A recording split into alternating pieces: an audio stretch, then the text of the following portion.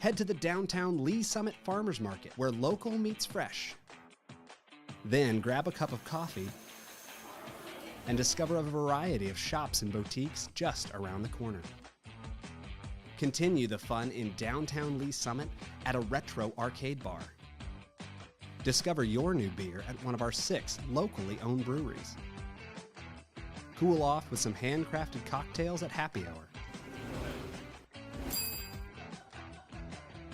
End the night with live music and good company.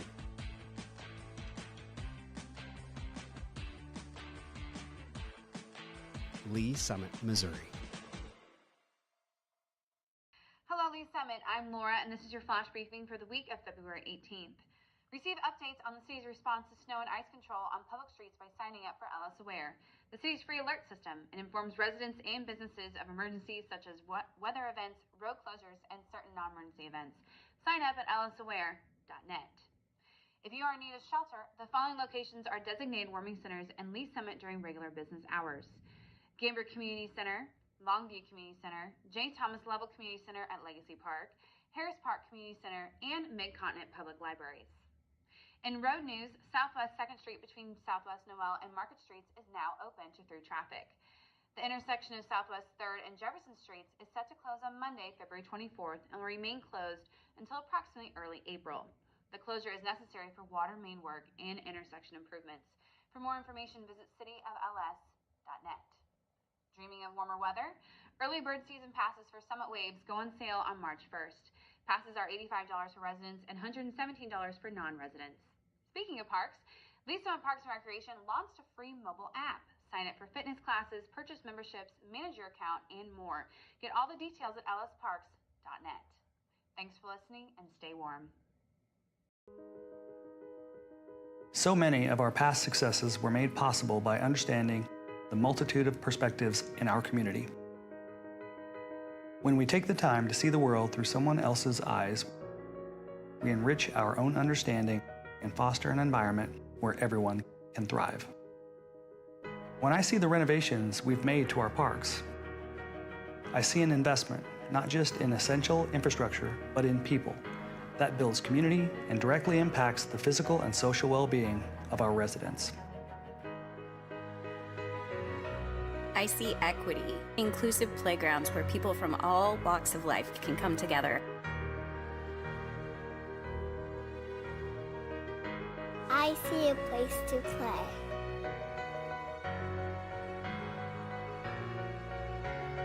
When I see the development we have helped facilitate in our community, I see the results of solution-oriented decision-making, with job opportunities, easier access to goods and services, housing options, improved infrastructure, and increased economic growth.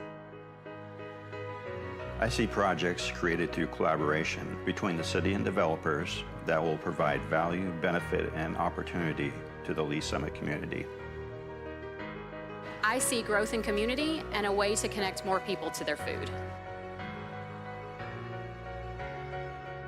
When I see the major road improvements underway, I see well-connected and safe transportation that enhances mobility and increases access to local businesses, spurring economic growth, safe deliveries to homes, and happy trips to ball games and activities. I see improved roadways, added sidewalks, and shared-use paths for pedestrians and cyclists, safe transportation and recreation for all. I see better connectivity, increased lanes, less congestion, and just make it easier to get around. When I see the investments we've made in public safety, I see enhanced emergency preparedness and first responders who are ready on a moment's notice to protect the community and deliver immediate life-saving care. I see the city value its fire department employees come to fruition in recruitment, retention, and a positive culture. I see a community that can respond to emergencies quickly. My whole family lives in Lee Summit, so there's a lot of peace of mind there. What we do is not just about making decisions and funding budgets. It's about enriching the quality of life for all of our residents. It's about realizing that a building is not just steel and concrete, a park is not just metal and ropes, a road is not just asphalt, And a city is not just land. It's about the experiences we provide to all people of all generations and backgrounds.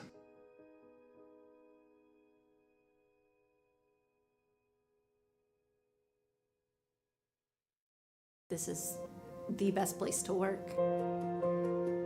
I love working here. I feel very blessed. I love it here. I look forward to coming to work every day, being a part of this team. Like a family away from home. Where everyone feels like everybody knows their name. A city that supports you. We see that with our benefits. A pension, vacation days, job security. Being able to be heard. We feel valued. We feel respected. Lee Summit is a very progressive city. It's growing, it's thriving. We have this drive towards not just doing a job, but doing it with a spirit of excellence. I had the opportunity to continue to grow, regardless of 30 plus years doing this kind of work. It's more than just dollars and cents. We're here really to give back. Providing a service to better a community. To go out and serve people. To be a part of something bigger than yourself. If I would have known what I know now, years ago, I would have been here much sooner.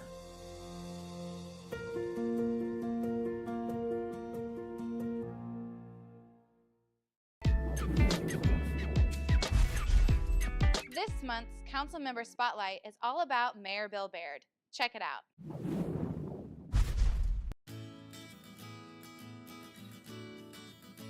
I have always volunteered in the community and I was always really involved, but then I ran for school board. Whenever I got done with my term, I just felt like I had more to give. It's always been my goal from day one is to get everyone in the community connected and working together, and I always called it a spirit of community. Well, mayor's 24/7 and I have a job. I've had to work really hard at compartmentalizing, is what I call it. So during this time, I'm going to do work. During this time, I'm going to be mayor, even though I can get a call at any moment about mayor stuff. And so I've had to even work that much harder at setting aside time for myself or for family. So I like to exercise, I like to work out. Hillary's my wife. She actually goes to work out with me as well. And we do like to go downtown to the shops. We make sure we maximize our time together. I mean, I've got 2 kids as well, and we spend a lot of time with them, or whatever time they will give us these days. And I have a dog. I think most people kind of know me know I have to have a dog. We have so much development going on, and we're growing fairly quickly, so we have a lot of infrastructure needs, and sometimes we have gaps in infrastructure, and we've always managed to get by, but with this kind of growth, we're really having to be creative and look at our options and just have a good plan for water, sewer, roads, and more.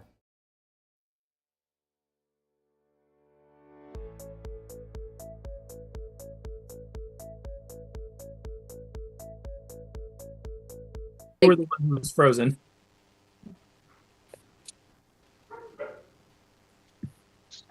It says the internet is unstable. Okay, now I think we're all back again now. I started to do a roll call, Gina, because you had frozen. So. Well, you guys were all frozen except for me.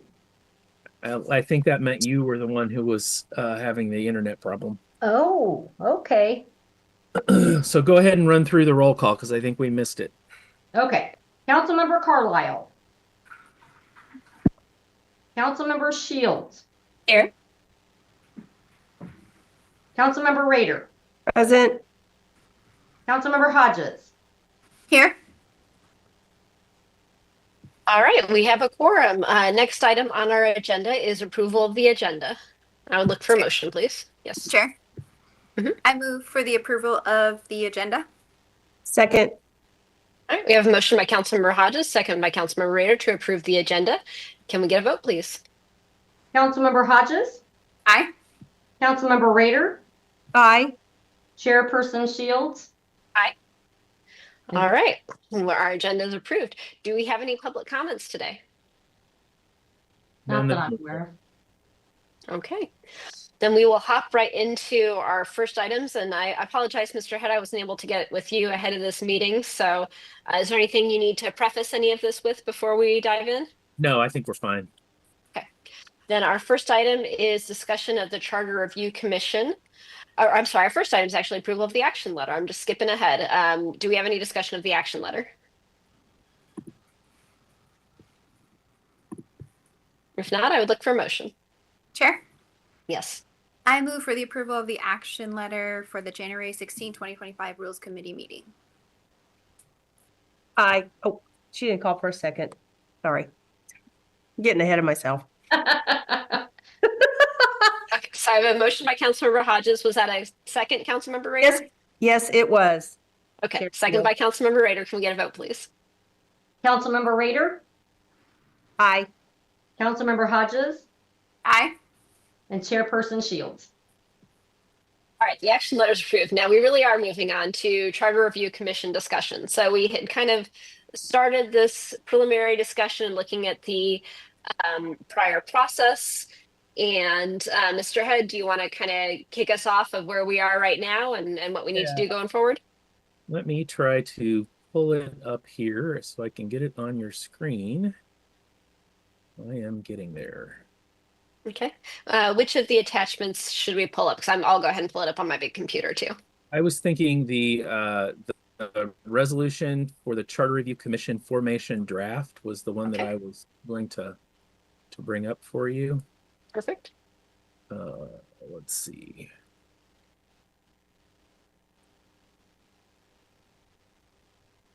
Okay, you should be able to see the resolution up here at this point.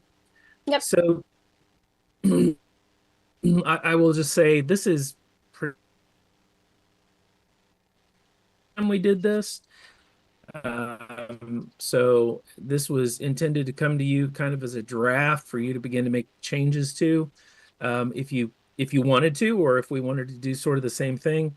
And this one maybe a little less formal than what we used for council, but the idea was to have still to have each council member nominating an individual, and then the two council members together nominating an individual, so that we ended up with a commission of I guess that gives us 12.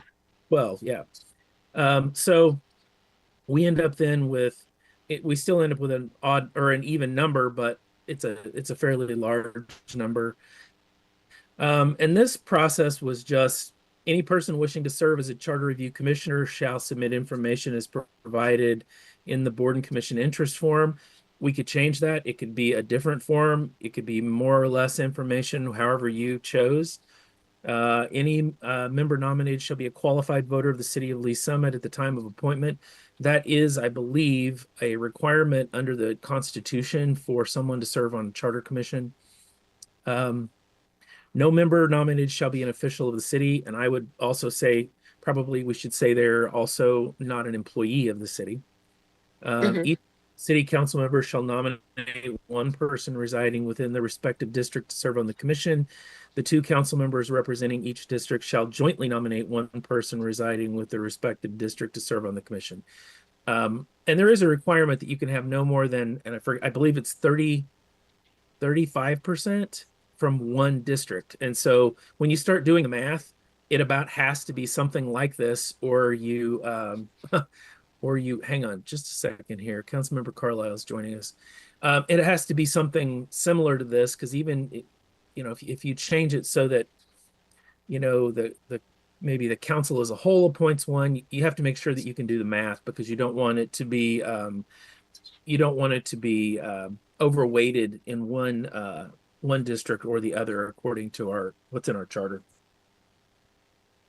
Okay. Sorry, I was going to pull out the charter here, and I didn't think to do that ahead of time. I'm going to pull out the charter here and be able to show that that exact provision. Yeah, it says no more than 30% of the commission members shall reside in any one council district. So it really has to be an even distribution across the city. So as it would be with 3 for each of the 4 districts, you would end up with 25% per. So that is a requirement in the charter. Okay. Let's see, if the if it does say that in the event that the council members representing a district are unable to agree on an individual to serve, the city council will appoint a person to serve. So, and it would, I believe, it would have to come from that same districts. And then in the past, we've done this resolution sort of in the fall of the year prior to the commission beginning its work. So all the nominations were to go to the mayor by 5 p.m. on some certain date so that they could be included within a packet. We can set a date there and determine when we want to do that out in the future as well. But that is generally the basic process for getting the Charter Review Commission started. The city clerk then, in the past, has always provided sort of, once we get into the Charter Commission itself, they're given the opportunity to sort of set up the process that they feel will work best for them. Sometimes I've served on charter commissions where they set up like 2 or 3 subcommittees and they each took a chunk of the charter and went through it. The last one that we did here, pretty much all of the charter was reviewed by the entire commission. So there's different ways that they can do it, and I don't know that we need to specify that here. But this resolution is very much set up to do it the way we did it last time. Doesn't necessarily mean it's right. There is no requirement in the charter specifically other than the 30% requirement. Certainly within the process of how you get to those individuals, there's no requirement in the charter as to how we get there. That's entirely up to the council. Thank you, Mr. Head. So Trish, just so you know, we just went through kind of the formal approving the agenda and action letter and that kind of thing, and then we just started on the charter discussion, just kind of reviewing this proposed ordinance. So I don't think you missed much at all. So let's see. So far, Mr. Head, you said we should go ahead and maybe add language about prohibiting city employees from serving on the commission. I think that'd be a good idea.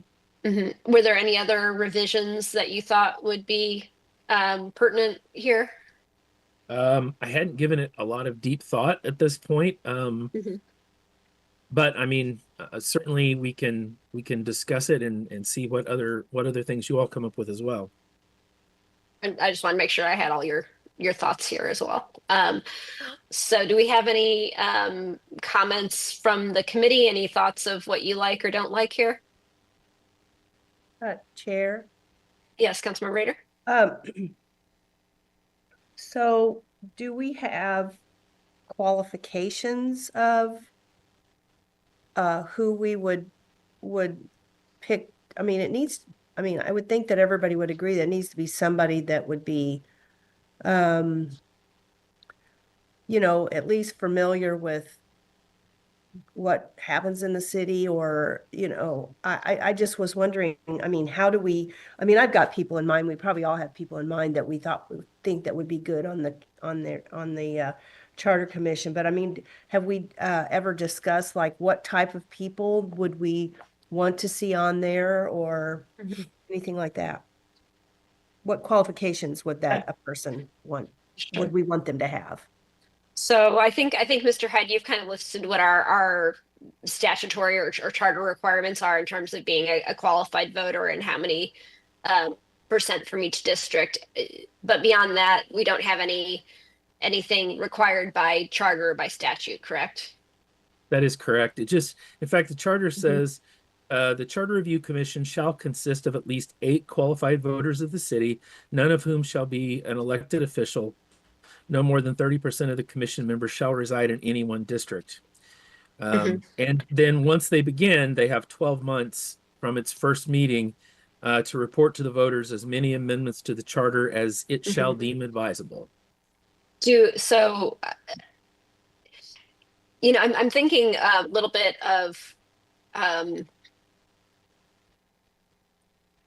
when we talked about seeking candidates for the housing authority, that we didn't have necessarily a rigid set of requirements, but we had sort of a list of things that would be preferable, experience with dealing with city government or experience with, different things. And I wonder if we want to have something like that where it's not necessarily a hard and fast requirement, but sort of a recommendation to council members choose their nominees. Keep in mind that it would be really helpful if they are familiar with city government, familiar with the charter, something like that.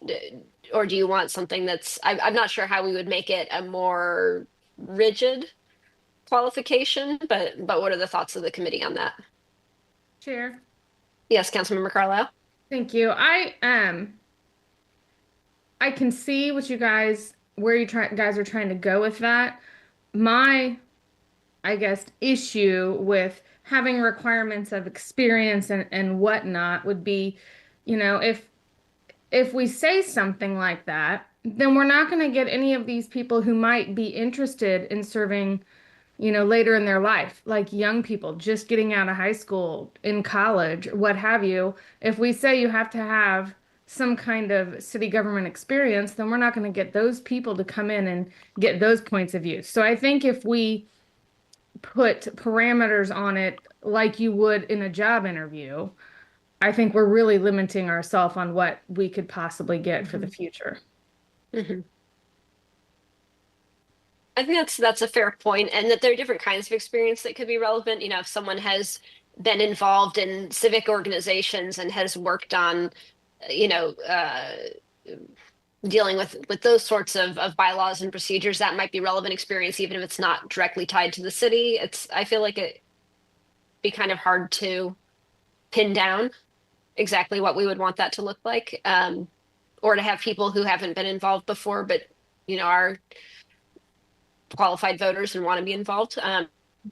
Hodges, do you have any thoughts on that? No, I would just agree with what Councilman Carlisle was saying. I don't know if I want to be too narrow on what the qualifications are, just because I think having a broad range, and with it being us who are all picking it, I think we would pick people that we feel would be qualified for the position regardless. Mm-hmm. But making it super specific, I feel like we might cut people out that would be very valuable to add diversity of opinion. Mm-hmm. So I mean, I'm kind of good with not having stipulations on mm-hmm. that. Yeah, I think we do at some point have to trust our colleagues and to make good decisions there. So, Councilmember Rader, are you okay with that direction? I am okay with that. It was really more of a question mm-hmm. than how, like I said from the beginning, I think that it's a responsibility that we have. And mm-hmm. we would certainly take it seriously as to who we would suggest to be on our charter committee, because we want it to be we want it to be great when it's all done, and we want it to be I mean, there's some things that as I've been looking and reading through the charter just recently, of things that I would like to change or make suggestions to change. But again, like I said, yeah, I'm in agreement with that. It's fine. I don't want to limit. I didn't necessarily want to limit mm-hmm. it. I just wanted to know how if there was any other qualifications that we might have that would, I don't know, as a guide. But mm-hmm. yeah, it's fine. I think that we're all pretty smart people, and that we know other people that would be probably a good fit for the Charter Commission. Okay. One thought that I had just as I was kind of looking through this and just thinking about it today really is, and Mr. Head mentioning this is an even number right now, would we maybe want to allow the mayor or mayor pro tem together to appoint one additional person, so we'd have an odd number? And I think that still wouldn't be a problem with those percent caps. But I think because the last charter, didn't they change it where the mayor is now a voting member and he wasn't before? So I wonder if that would kind of fit in line with kind of the current philosophy of the charter. And Mr. Head, is that, since the council appoints, does it matter if a change like that was made? Would that even be allowable before we dig into the discussion? Well, I think there's a question of whether or not the mayor can actually do that. Because it says the members of the Charter Review Commission shall be selected as provided by the council. So I guess given the fact that we're putting it into a resolution, the mayor is authorized to select a member. I mean, I suppose as long as the council was in favor of that, you could do that. As long as that doesn't get us over the percentage, because you would then have 4 of 13. Right. So, Which, what would be the purpose to do that? A couple of things. One, just that the mayor is elected by the entire city, so that's kind of like giving the city as a whole a voice, and then also to have a tie-breaking vote, so that if you had the commission, and honestly, I really did just think of this today. Like, I was like, I wonder if that would make sense to have numbers so that we wouldn't end up with any potential ties. So, Chair. Go ahead.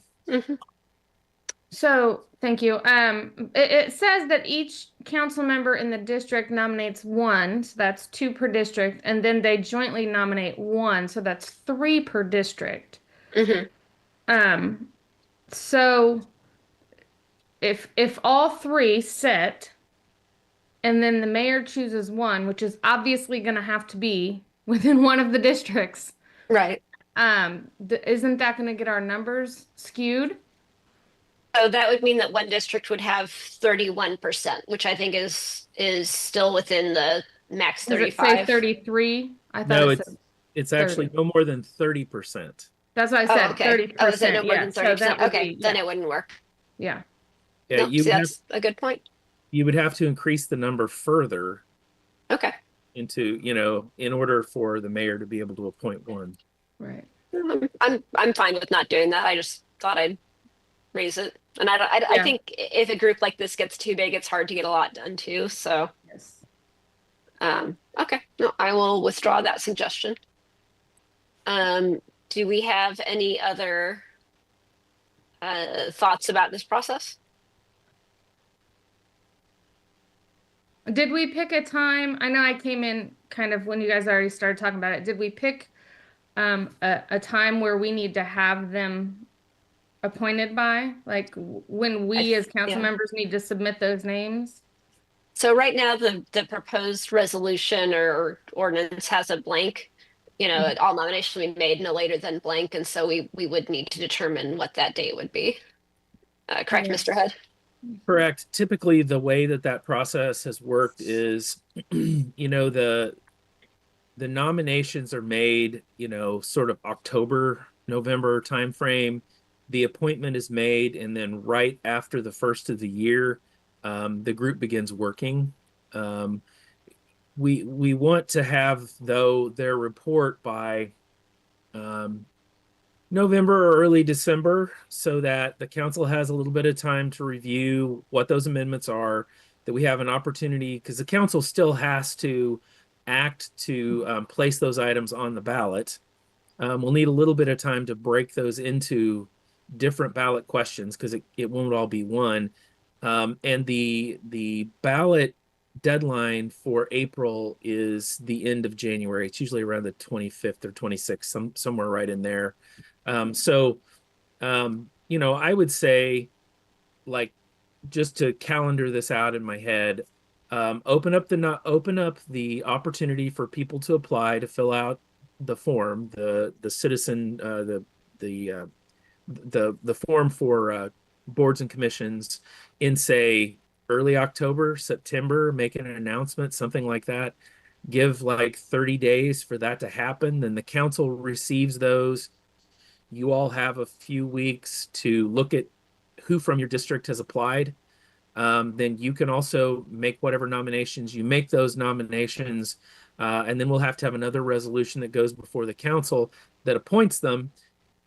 So in early December, late November, or something like that. So that's kind of the time frame that you're looking at in order for them to begin working on January, that first week of January, which is historically when they have started their work. Right. So, Chair, if I may. So the last time we did this, I think that is kind of the time frame we did. And I remember people wishing that they had been nominated before the holidays started, so that they could then pin out when they were going to meet the next year, instead of trying to do all of that during the holiday season. It was just so hectic. So I think if we back that up just a little bit to where they could be nominated before the holiday season and could at least have a conversation together to work out their plan for the next year, would that not be okay, Mr. Head? You absolutely could. We just have to remember that under the charter, they have to finish their work not more than 1 year after their first meeting. So, if they have a meeting, when they have that first meeting, they have a year to complete their work. So they can't have like a pre-scheduling, but they don't actually talk about the charter to schedule their first meeting and then start? Does the group text of polling people for availability, does that count as a meeting?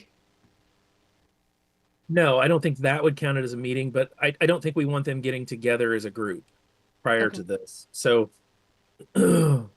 and there'll be a staff person supporting this process, correct? Yeah, the city clerk's office supports the process and keeps track of, what they're looking at any given meeting. And there's, I have a full folder, clear full of all of the documents that were generated, all of the notes and minutes, and all of the red line. Yeah. All of Yeah.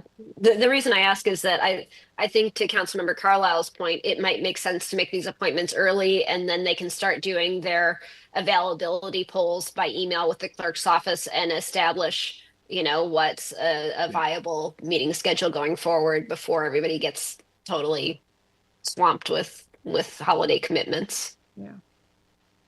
The one suggestion that I guess I would make at this point is maybe instead of just having a date when the nominations are made, maybe we put a little more full calendar in this so that we say, the city or citizens will be able to begin applying or providing their interest form for this position by whatever date.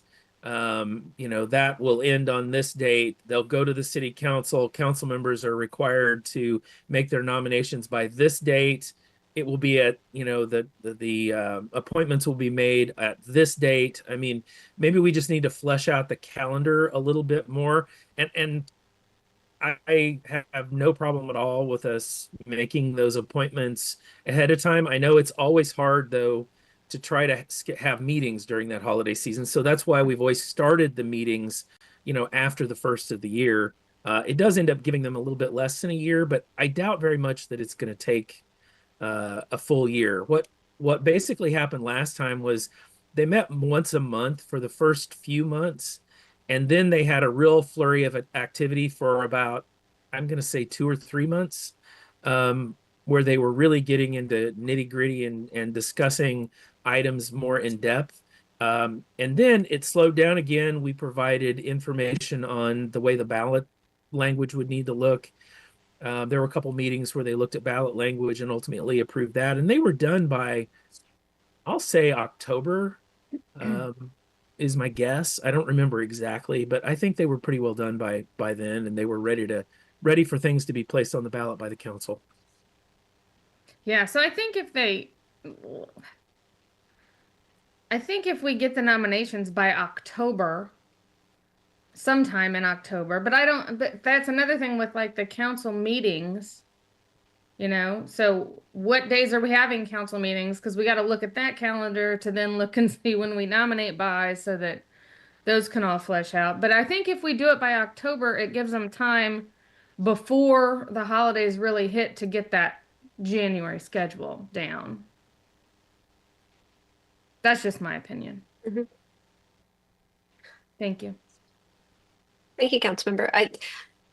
I think giving folks as much notice and time to work through this is great. We're ahead of the game right now talking about this so early. And if we wanted to have applications in July and August, or August, September, and then make appointments by, October, and then have a couple of months to have them just figure out the logistics and get their meeting schedule set up.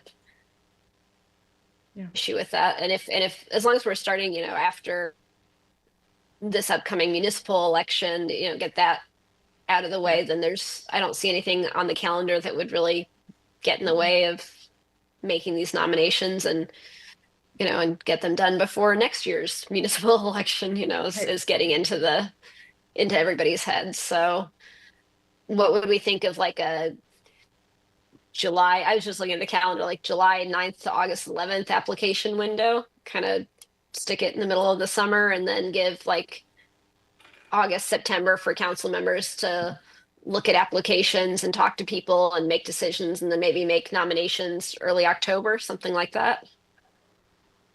Yeah, when does the I'm so sorry. Chair. I'm stuck on formality. Yes, Councilmember Carlisle. I know, but I just keep butting in. Does anybody know when the school year starts next year? August. Usually August. It's usually like that second or third week, right? Yeah. I'm looking it up. Although I will point out that we have 5 school districts in Lee Summit. Yeah, but all the school districts generally, like the Lee Summit School District and the private schools, generally do around the same starting time these days. First day of school, August 20th of 2025 is what their calendar says. Okay. All right. Yeah, so as long as we're, open it up July to August, because that couple of weeks before school starts is another wonderful time for us parents getting ready to put our kids in school. So, I think July to early August is probably the best for that application period in my mind, because there's no holidays really. You're not in the flurry of trying to get kids back in school.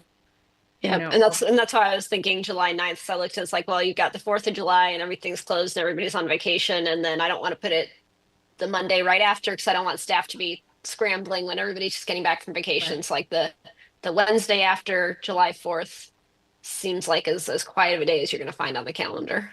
Yeah, I think that sounds reasonable.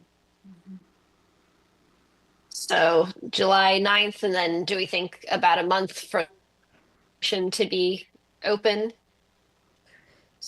Yeah, maybe we close it like the 15th on a Friday.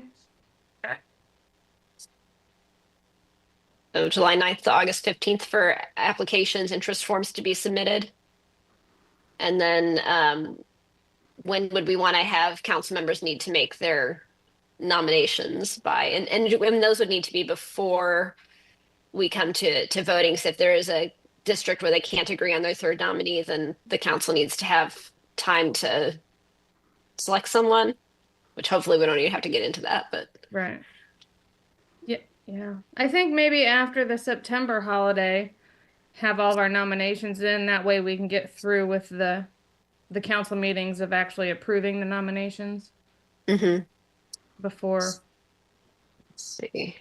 So September 1st is Labor Day this year. Maybe like September 9th. Well, what does our meeting calendar look like? Does anybody have that handy? I have it handy. What do you want to know? What dates do we meet in September? Okay, we meet the full council.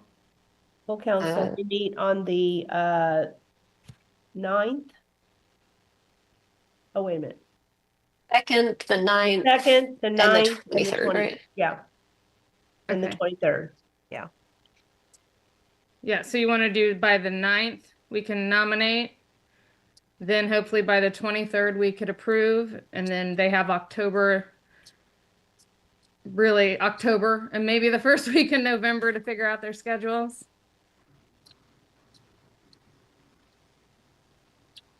So July 9th to August 15th for applications, September 9th for September 23rd for the actual appointments. Sounds good to me. Sounds good. Yeah, I like that. Okay.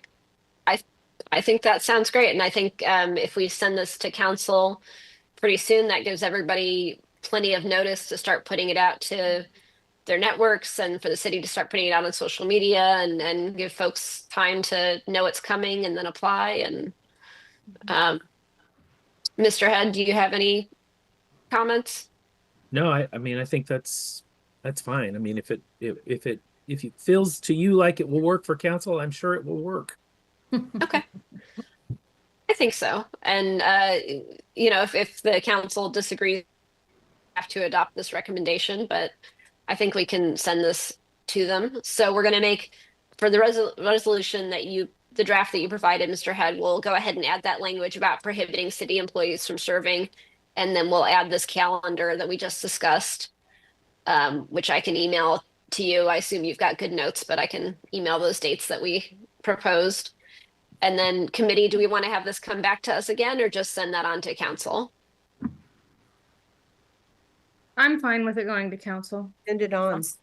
Yeah, council. Okay.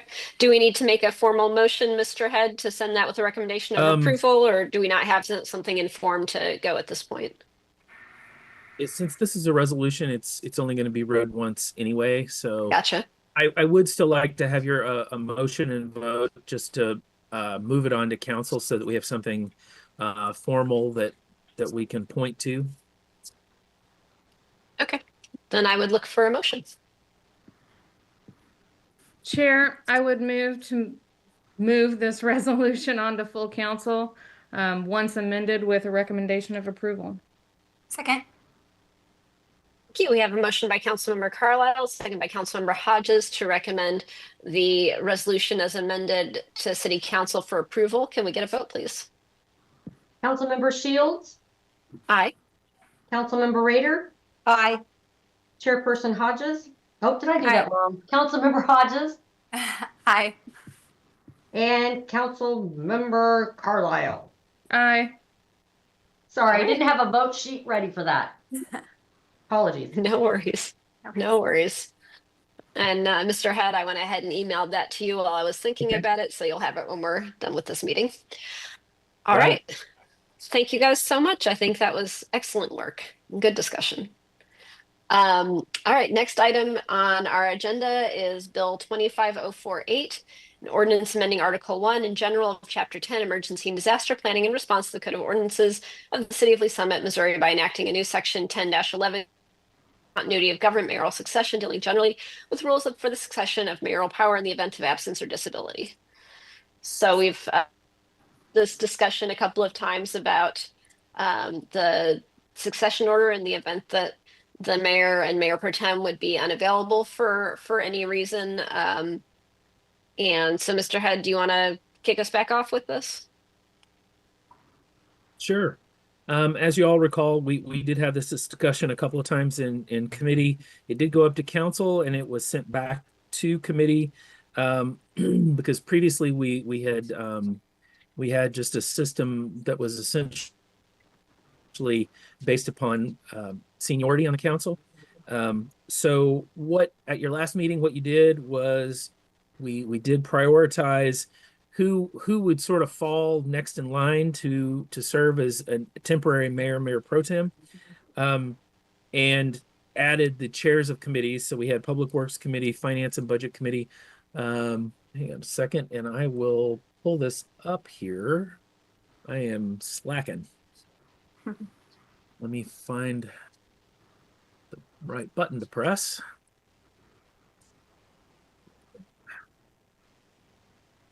And then we also kind of as a bit of a to have some requirement related to seniority, there is a requirement that would say that a person who is to serve as mayor temporarily must have 2 years experience on the city council. So you can see here we have of course the mayor pro tem. If neither the mayor pro tem are available to the absence or disability, then the chairs of the following committees shall in the following order of succession act as mayor until the mayor or mayor pro tem resume the duties of their office. So Public Works Committee, Finance and Budget, Community and Economic Development Committee, Legislative Intergovernmental Relations Committee, and the Rules Committee. Then we have the fallout if no committee chair is available, then it's going to go down the list based upon seniority. And then I did add section E, no person serving as the chair of a city council committee as listed in section B above may serve as mayor as provided in this section unless such person shall have first served for 2 years at any time as a council member. I did that any time because there's always a question of, well, does it mean during the current term, or does it mean a prior term, or does it mean served on the council previously? And I think Does it mean Councilmember Carlisle? literally the way I think maybe it should be is if you have ever had 2 years on council, then that's sufficient seniority to get over the hump to qualify under that provision. You all may disagree with that, but it seemed to me like what we're looking for there is a little bit of experience, and it doesn't really matter whether it was the last 2 years or whether it was 6 years ago. I mean, you still have experience on the city council. So I think that would meet the spirit of what the committee had discussed. Would everybody else agree? Yes. Yes. I would agree in most part, but I just really think that order puts us here on the rules committee like the least important people in the world, and I'm pretty sure we're the most important people. I mean, and rules is writing this, so we definitely could bump that up to the top. I'm pretty sure that's where it should be. I would just point out, Mr. Head, I think the language in section C is a little bit garbled. I think you left out a couple of words, maybe. I think like it needs to say if no committee chair is available, then the council member with the highest seniority, and then the second and so forth. But you left out that first bit. If no committee chair is available, then the council member other than the mayor or with the second high seniority shall serve, basically is what it should say. Well, I think it needs to be the person with the highest seniority and then the second and so forth, right? Yeah, if nobody else is available and no committee chair, then it goes to the highest. Right. Yeah. Yep. I did. Sorry about that. Yeah, no worries. And then easy enough to correct. And so forth, yeah.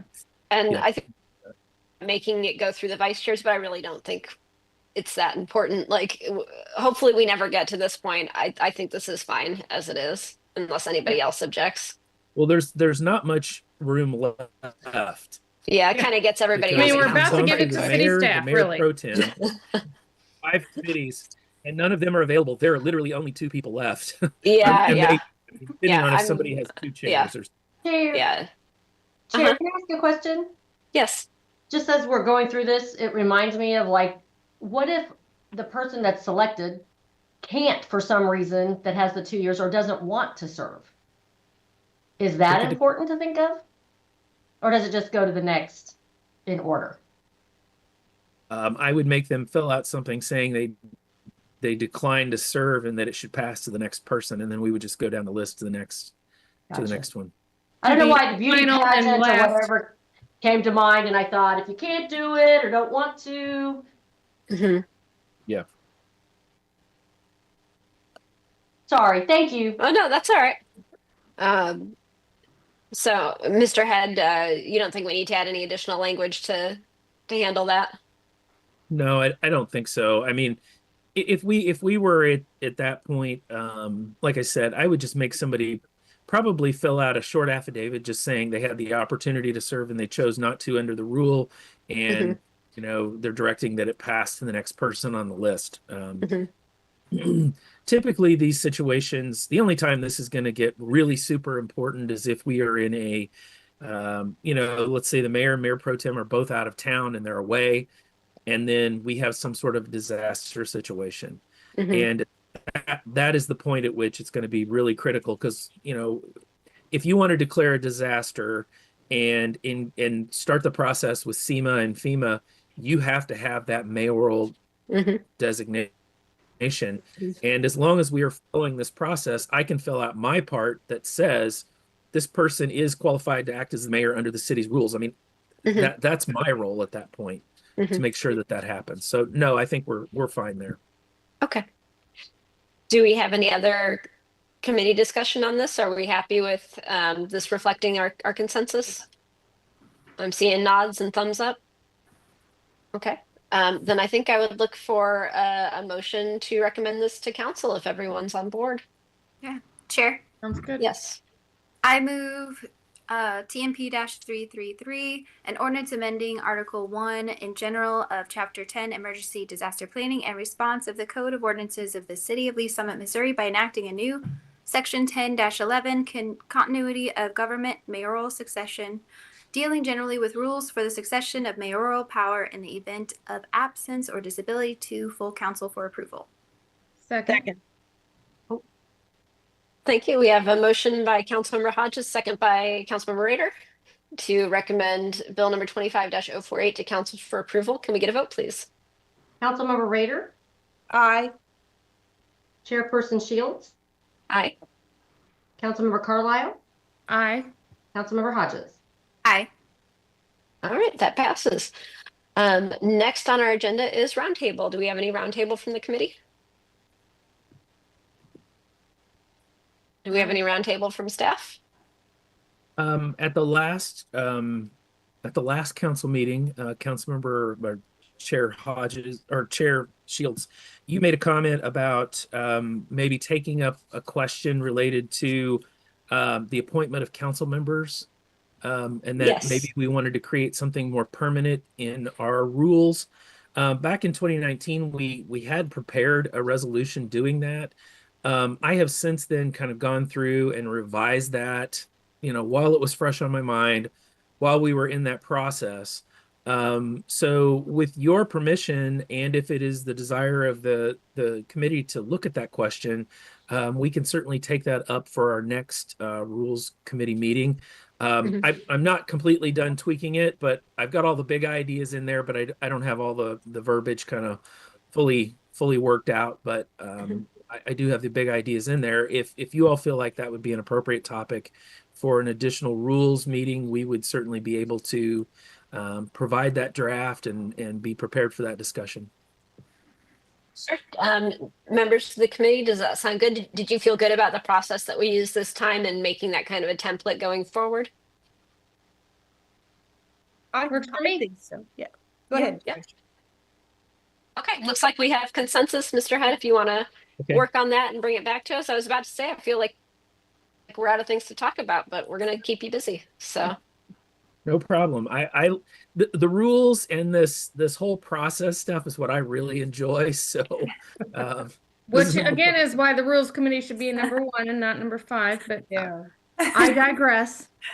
I think when that comes to full council, Councilmember Carlisle, if you want to make that amendment, I would obviously support it. I could definitely do that. Yes. All right. Well, thank you all very much for your time today. If we don't have anything further, then we will adjourn this meeting at 12:16 p.m.